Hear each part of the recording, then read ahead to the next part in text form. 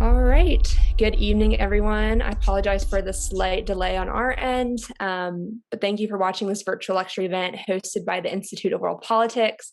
For those of you who are new, IWP is a graduate school of national security, intelligence, and international affairs. We have 5 master's degree programs, 18 certificates of study, and a doctoral program, and also 2 new online Master of Arts programs. If you're interested in learning more about us, please visit iwp.edu. This evening, we'll be hearing from Mr. Ethan Berger. Ethan S. Berger Esquire is a Washington-based international legal consultant and an instructor with IWP's Cyber Intelligence Initiative, where he teaches a seminar about the international law governing cyber operations. His past lectures at IWP have included the application of international law to cyber operations, better understanding Russian use of mercenaries to advance foreign policy goals, and contextualizing Russian interference in the 2016 UK Brexit referendum and the US presidential election. His areas of interest include corporate governance, transnational crime, corruption, cybercrime, and money laundering, and Russian affairs. After working as an attorney on Russian commercial investment and risk issues, he segued into academic and advisory roles. He received his undergraduate degree from Harvard University and JD from the Georgetown University Law Center. Mr. Berger, welcome, and thank you for joining us this evening. Thank you very much, Hannah. People may know that over the past week, the Office of Director of National Intelligence released actually 2 or 3 very, very important reports. One was actually, Hannah, the next slide. Next slide, Hannah, please. One was about the Russian interference in the 2020 election. One was about the domestic terrorism threat. And then the last one just came out yesterday, the day before, about the overall net assessment. And of particular interest is the whole situation with respect to foreign threats to the US federal elections. Next slide, please. What was most interesting about this report was that there was nothing earth-shattering in it. Now, prior to the election, there was a lot of concern as to what Russia was going to be doing, whether they were going to do things similar to what they did in 2016. And so there was the tension within the government in that, President Trump seemed to be downplaying and basically ignoring the threat to the mechanics of the election process, because he viewed Mr. Putin as basically an ally in this process, whereas the people in the federal bureaucracy and the Democrats were very, very concerned about what might actually happen. And so what ended up happening was very little. And as I said, that was the news. And so with respect to Russia, they really didn't have an opportunity or really didn't even bother attempting to interfere with the voter registration, the casting of ballots, the tabulation of ballots, or the reporting of results. And there were some minor things that were done by Russia and Iran in terms of spreading false information and doing things along those lines, but it was really not very significant. Next slide. Now, this slide, which is obviously too complex to get by looking at it, shows the types of influence operations or active measures that Russia engaged in the period 2014 to 2016. And I should mention right now that you shouldn't take notes, because these slides will be made available on the IWP website. You should basically just listen, write down whatever questions you may have, and I'll try to respond to them at the end. But as you'll see here, you have many different actors on behalf of Russia. You have basically, the ambassador playing a certain role, the GRU, which is Russian intelligence, playing another role. Then you have SVR, then the KGB, and other things with very, very different objectives, though they're all sort of related. Next slide. One of the things that people have been focusing on this week is that there was a report released by the US Treasury Department. And what the Treasury Department's report focused on was the 2016 interference. And the Treasury Report basically just validated the findings of the Senate Intelligence Committee's report, describing how then Trump campaign manager Paul Manafort, along with Rick Gates, as the deputy campaign manager, were funneling information to Klemennik, who then passed on the information to Oleg Deripaska, and then passed on the information to Vladimir Putin and the people around him.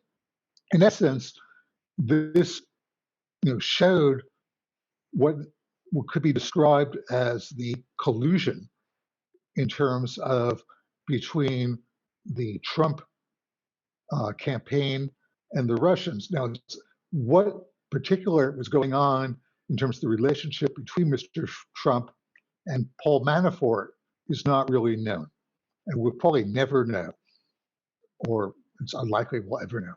But what was really important was that the US intelligence community publicly validated that which was not fully embraced by the Intelligence Committee,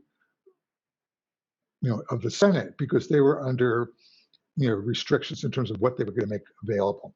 Next slide.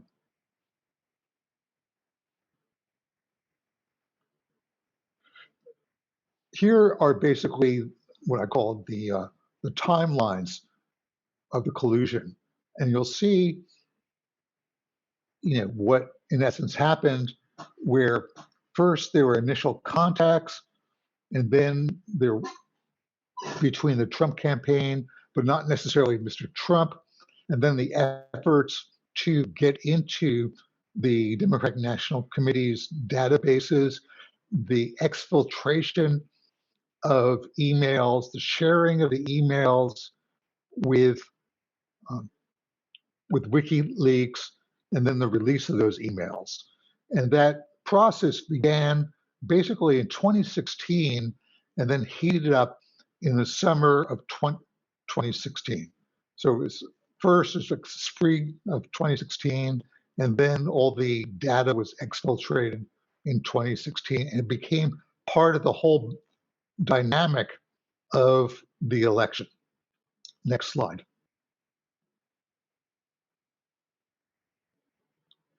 So that ODNI came up with, in essence, 5 key judgments. The first one was that there was no evidence of any successful attempt of a technical nature to interfere with the voting process. As I said, that includes registration, casting of ballots, tabulation, and reporting. And what was important was that they were confident that if there had been any type of technical interference or manipulation, they would have been able to pick it up. Now, essentially, this is like a threshold issue, because they felt that unless this was of a sizable nature, it really would not have impacted the results.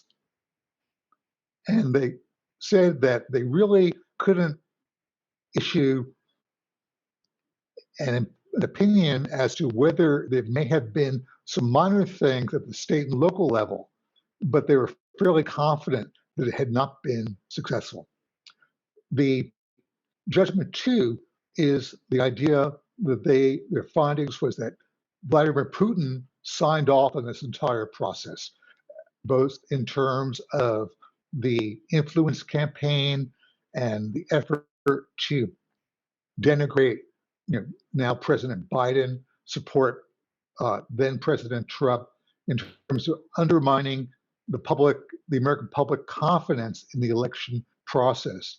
And that was, very much a reinforcing of what Mr. Trump was saying publicly in terms of the unreliability of the voting process, in terms of absentee balloting, et cetera. So that while Russia was in a situation where they had to create their own content, they simply had to follow that which Mr. Trump was saying, to the media directly, the commercials, et cetera, and sort of provided an echo chamber to that which is already taking place. And that's sort of different than 2016, where the Russians were actually developing more of their own content and directly sending out information to voters. Next slide. The third thing is that Iran, for the first time, got active in the process. Now, Iran's influence campaign was not focused in on mechanical voting type of things, but they did something strange. They reached out directly to potential voters, but it's hard to understand what their objectives were because they were trying to discourage certain people from voting, and it's not clear how that would have helped in their objectives, which basically was to disparage and undermine President Trump. Though Iran really didn't go out of its way to build up Joe Biden as a candidate. China, in contrast, sort of was fairly aloof in the whole process. They did some sharing of their views on various issues, but they really didn't sort of didn't really make an effort to undermine Mr. Trump, though there's a minority view within the Office of the Director of National Intelligence who felt that indeed there was an effort to undermine Mr. Trump. So it's not a uniform position on that issue. And then the next thing were additional foreign actors, and that's like Hezbollah in Lebanon, Cuba, Venezuela, and they made certain efforts to influence the election, but these are relatively minor. Next slide.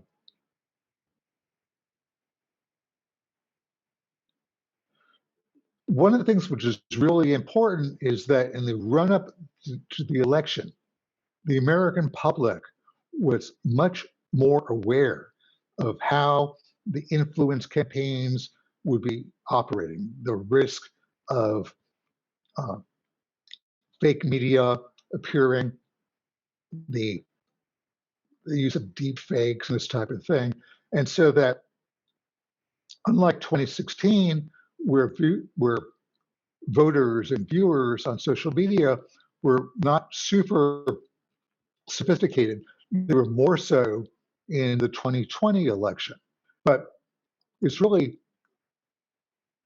domestic sources and groups like QAnon who played a much greater role in terms of influencing or in a sobertly designed and maliciously motivated type campaign. And then there's like a lot of social media, which was of a much more sophisticated nature, like the Lincoln Project and things like that. And of course, all the other PACs and things like that, which were sharing things. And then of course, all the organizations which are active on Facebook and other mainstream social media. Next slide. But as I said, while Russia was trying to magnify what the Trump campaign was getting out, one of the things which was interesting and partially counterproductive was that Russia thought, given what their objectives were in terms of Ukraine, that somehow American voters would really care about the situation in Ukraine. And that's sort of hard to understand. And you're probably aware, Trump used to say, when people would ask him about U.S.-Russia relations under him, he used to say, well, what's bad with having good relations with Russia? And so that the Russians sort of felt that it would be better to show that U.S.-Russian relations would be better with the Trump presidency than it might be with a Biden presidency, that Ukraine was like a bad actor for the United States, et cetera. And here just describes a little bit more the role of the Internet Research Agency and sort of the mechanics by which the Russians shared information. Another thing which is really important is that the Russians tried to undermine the American public's confidence in the rollout of the vaccines, which were coming down. They tried to make people apprehensive about voting, et cetera. I mean, they basically felt that the lower the turnout in person, and that it would help what their candidate wanted, so that they took their leads from the Trump campaign, and they felt that aggravating tensions within the American community and aggravating racial tensions and whatnot played to their advantage. Next slide.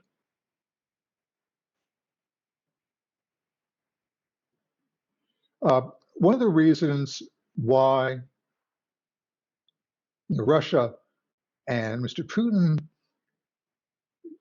viewed Mr. Biden as not desirable is that Joe Biden took the lead, or was assigned a leading role in President Obama's Ukrainian policy, and that is both with respect to the post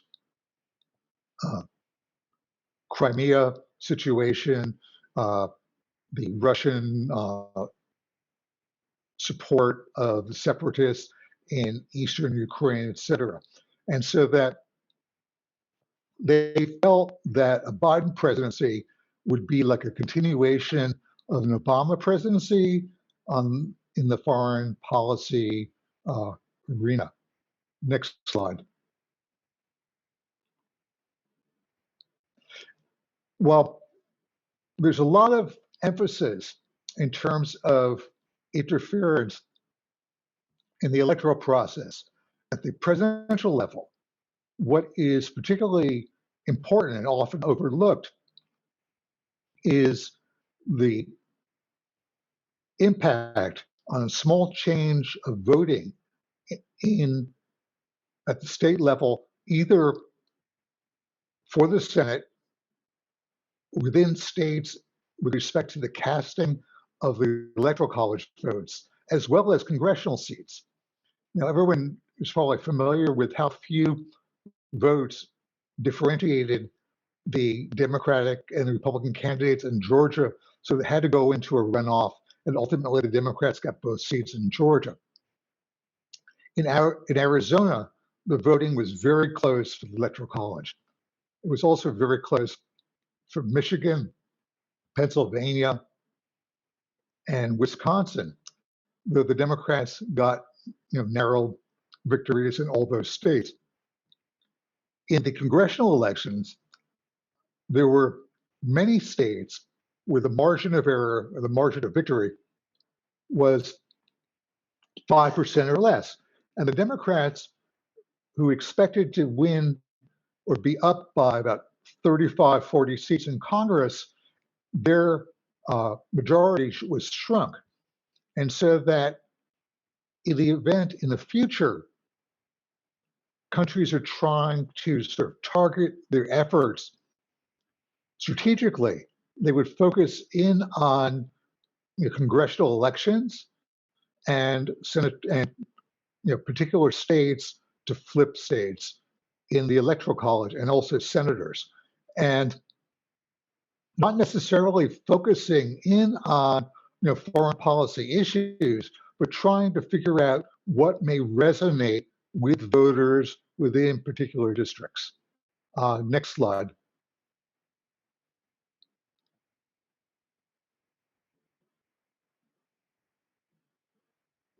This thing is not so important except to mention that the Russians tried to sort of directly go through US persons to try to influence the Trump campaign. In this case, it was Rudy Giuliani. There were other people that the Russians sort of reached out towards. The full nature of this is still not known, and we'll see as more things come out. Next slide.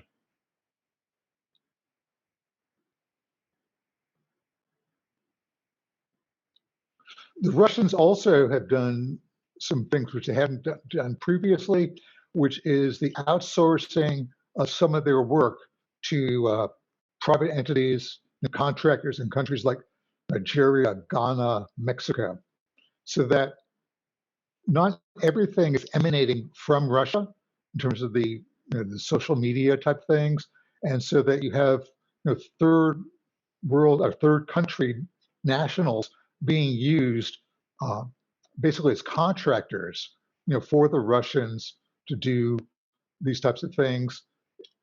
And very often, they're trying to magnify U.S. domestic sources, and that's done, on Russia Today, which is a Russian, television network, and Russian newspapers, and also trying very hard to promote the QAnon conspiracy theories.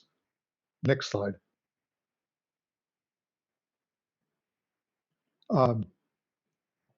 Just prior to the election, the United States conducted 24 cyber operations, and that was confirmed by Paul Nakasone.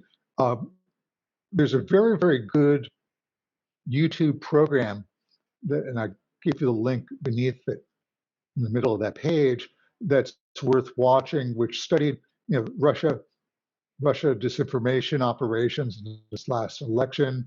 And Neuberger was the principal participant in this program, and I recommend it to you. Next slide.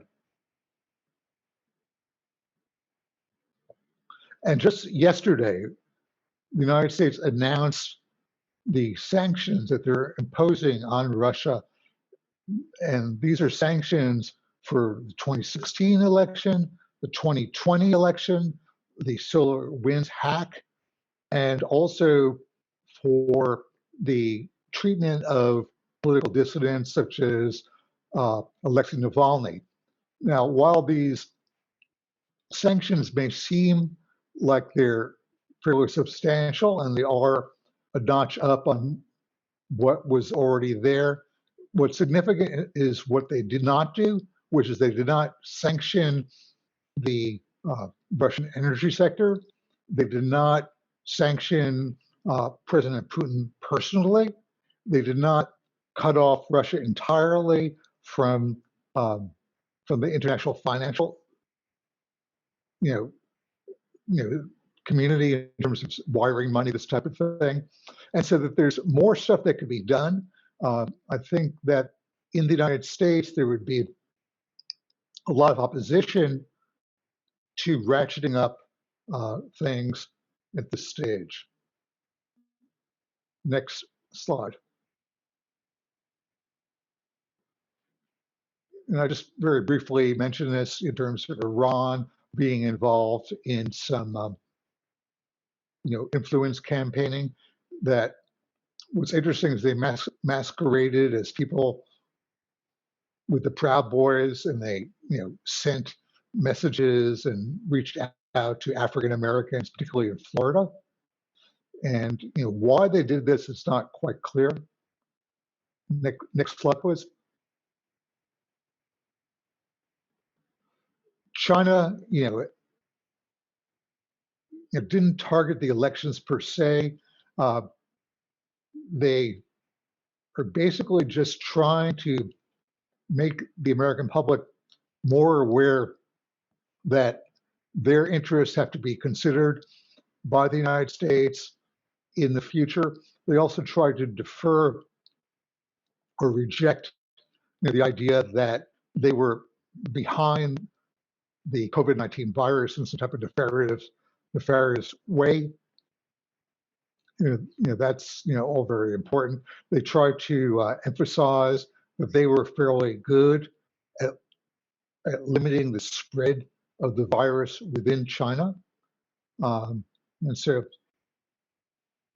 that basically it was more like conventional public diplomacy type of thing you would hear on like Voice of America, actually not Voice of America, but Radio Liberty, Radio Free Europe, uh, and the type of thing that the Chinese would have ordinarily over their radio uh, to make people aware of their policies and what's going on within their country. It's more effective than the newspaper China Today because it reaches a wider audience. Next slide.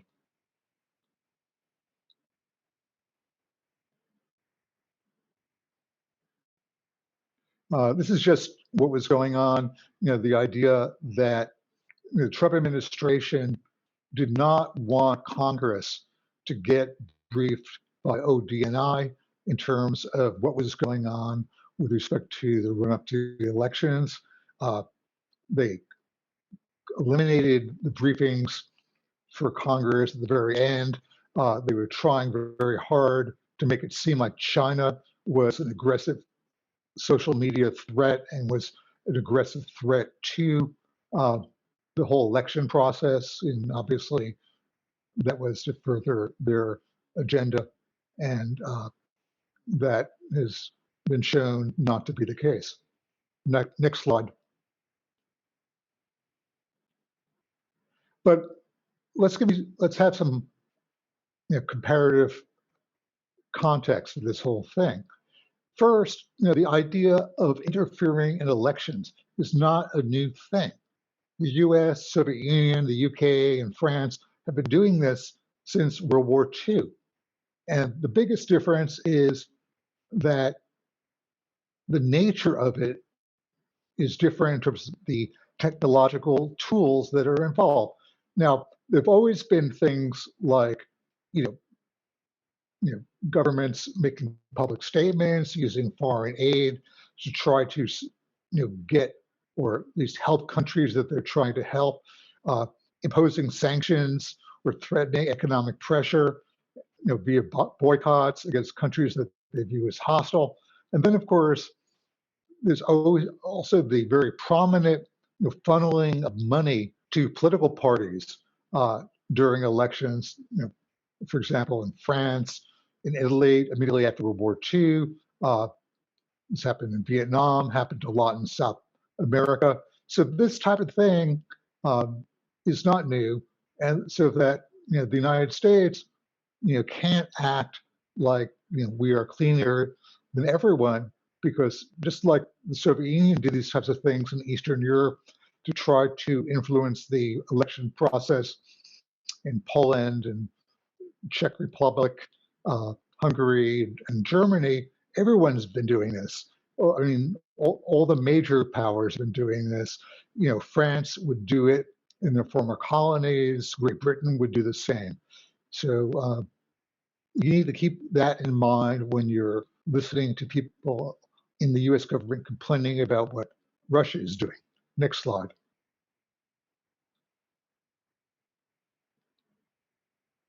There are a number of people who have studied this topic, and I just sort of throw out some of the studies that have been done. And as I said, it's not worth going into that here, but if you want to do further research on this thing, this slide is available to use as a basis for such research. Next slide.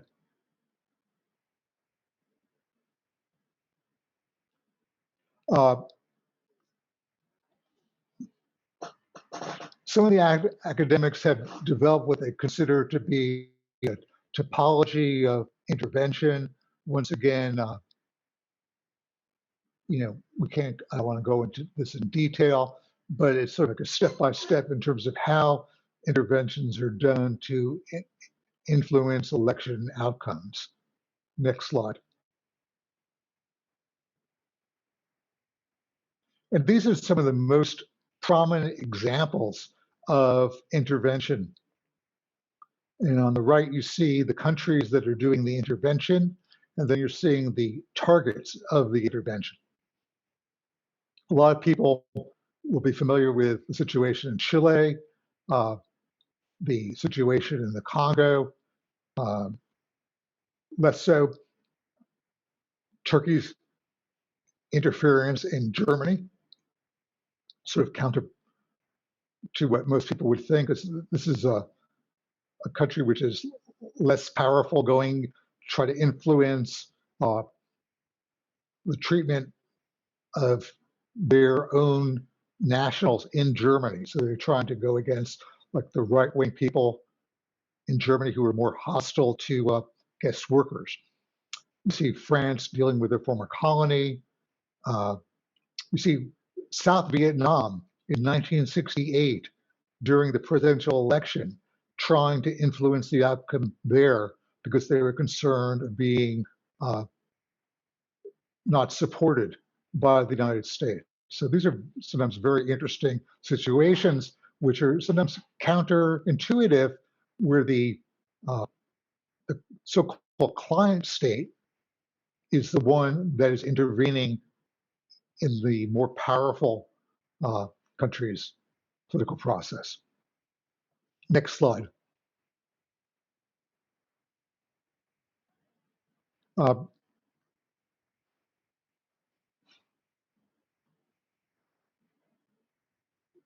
This is like just important to appreciate the fact that you need to be monitoring all aspects of what's going on in the country in terms of the political media within a country, and to see the impact of your own efforts, because it's very possible that you may be trying to influence another country's policies or perceptions of you, and it could be counterproductive. As I said, the Russians may have experienced that by their over focus on Ukraine and the United States, because it was not like a winning issue for them. Next slide. The Australians are trying to experiment with trying to make their electoral process more transparent. What they're concerned about is largely Chinese political intervention in their elections through companies that either they do business with them or they own outright. This is very hard to do, given that you have shell companies and dummy companies, and just because a company will be doing business with another company doesn't necessarily mean that they'll do the bidding of the first country. And so it remains to be seen whether or not this Australian effort will be successful. Next slide.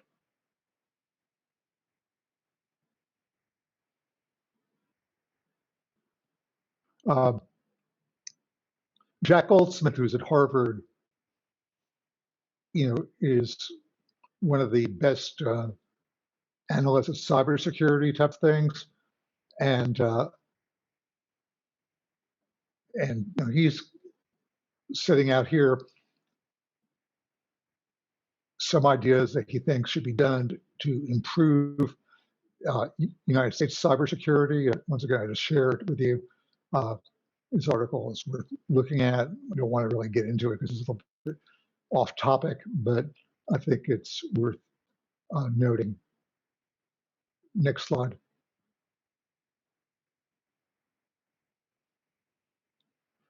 same thing as before. Next slide.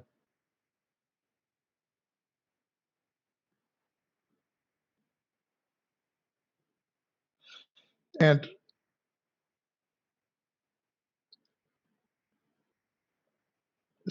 the important thing to come away from this is that cybersecurity and cyber problems can only really be understood within the larger context of international relations and the physical world, and that our problems with China, Russia, Iran, and North Korea, while they have a cyber element, would exist independently of whether cyber is involved or not, and that issues like financial crime, espionage, theft of intellectual property, all this type of stuff exists independent of cyber. Now, cyber is both a tool for doing things as well as it can be sort of independent in the sense that it could be isolated in terms of cyber to cyber conflict.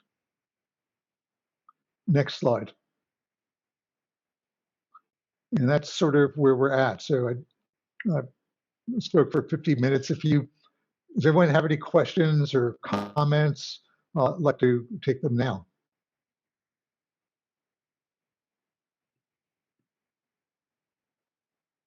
All right. Yes, now we will transition to the Q&A portion of the seminar. So if you have any questions for Mr. Berger, please feel welcome to comment in the Q&A section at the bottom of your Zoom screen. Also, if you're watching on Facebook, please feel free to type your questions in the comment section. So while you're doing that, we do have a question here. The first question, will different candidates from the Democratic and Republican parties come to power to a large extent affect the foreign policy of different countries? Well, certainly. I think different countries' foreign policies will change directly. Well, just look at in the Middle East with Israel. Now that Biden is in the White House, I think the Israelis will be more cautious in terms of the way they deal with the West Bank, in terms of their willingness to be aggressive towards groups in like Lebanon. Look at the Russians massing troops on the Ukrainian border. They wouldn't have had to do that had Trump remained in power because they would feel that they could sort of push Ukraine around more. These sanctions, as I mentioned, have multiple reasons, part of which is to keep Russia in line with respect to Ukraine. I think also our NATO allies are feeling the same way with respect to Russia and Ukraine, so that changes of political power will lead to changes in foreign policy. The next question is, do you foresee that this issue will greatly increase as technology and partisan politics grow in the future? Yeah, I think it's just going to get worse because it's going to be harder and harder to know what is real and what is not with deep fakes and all this type of thing. There's a growing sophistication in terms of the people who can create content. And I think that they'll always be one step ahead of the people that are managing it. I don't know if that answers your question. I realize it's generality, but I mean, there's really no way of being able to predict the future about these things, but it's not a problem that's going to go away.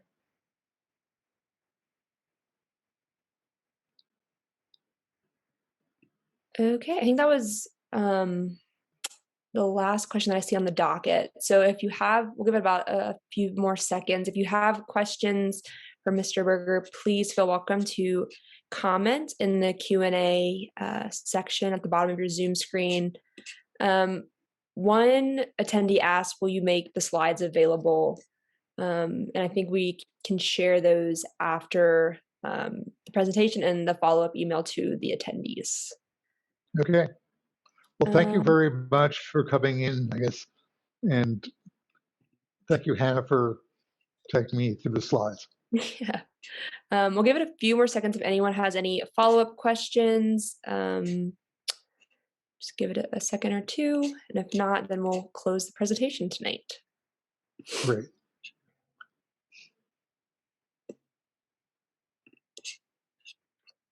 All right. I don't see any more questions. So I would like to thank Mr. Berger for joining us this evening, and all of you who tuned in on here and Facebook. If you're interested in attending other upcoming webinar events, supporting IWP, or applying to one of our graduate programs, please go to iwp.edu. Again, that's iwp.edu. Thank you, everyone, and I hope you have a great weekend. Bye-bye.